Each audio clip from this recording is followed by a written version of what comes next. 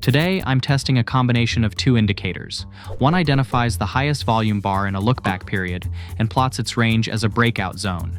The other is an adaptive moving average that speeds up during trends and flattens out during chop, so we're not taking signals into noise.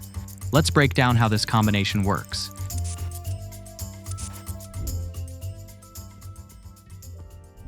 Volume bar breakout and breakdown. Created by IAD and Trading Sage, this indicator identifies the highest volume bar within a specified lookback period and displays its range as a key reference zone. The system continuously scans historical bars to locate the candle with maximum volume, then plots horizontal lines representing the high and low of that specific bar. This creates a dynamic range that updates whenever a new volume peak occurs within the observation window. The indicator employs volume-based breakout detection logic that combines price action with volume confirmation.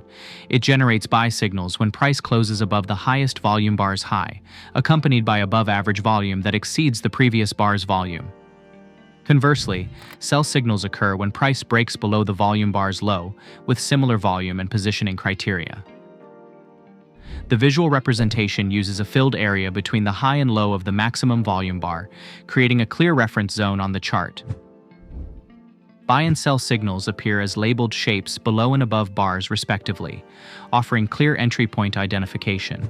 The methodology assumes that bars with exceptional volume represent significant institutional activity or major market events, making their price ranges important for future support and resistance levels. The indicator tracks these key levels dynamically, adjusting as new volume spikes occur.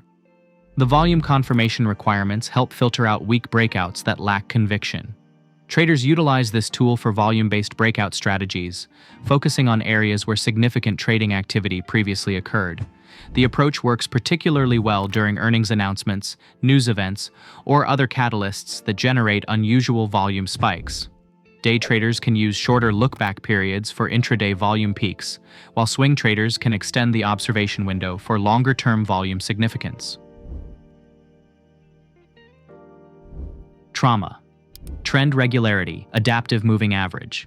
Developed by LuxAlgo, this indicator applies adaptive logic to moving averages by adjusting its responsiveness based on trend regularity. The method works by evaluating whether the highest or lowest price values have changed over the defined length. If so, it interprets the market as trending and adjusts the adaptive coefficient accordingly. This coefficient, squared for further smoothing control, is then used to adaptively pull the average closer or let it lag further, depending on current price action stability. Trauma's primary use is trend following with enhanced noise filtering. In markets where sharp breakouts are followed by consolidation, this moving average adapts quickly during directional movement, but slows down during chop, reducing false signals. It doesn't aim to pinpoint tops or bottoms, but rather to hold during sustained trends and avoid frequent whipsaws. For strategy use, it suits trailing stop frameworks or as a dynamic trend filter. For example, a crossover of price above trauma might be treated as a signal only if the trauma line has an upward slope,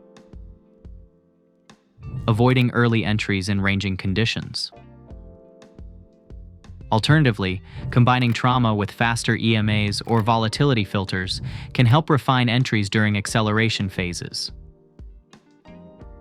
Customization is minimal, with only the period and input source configurable, making it simple to apply but less flexible for those wanting extensive tuning.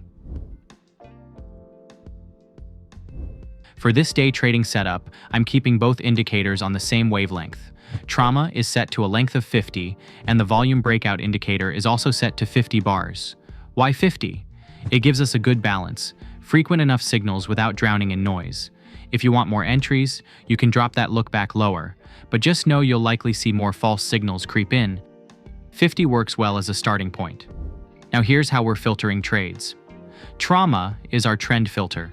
We only take buy signals when they appear above trauma and the overall trend is pointing up. For sells, it's the opposite.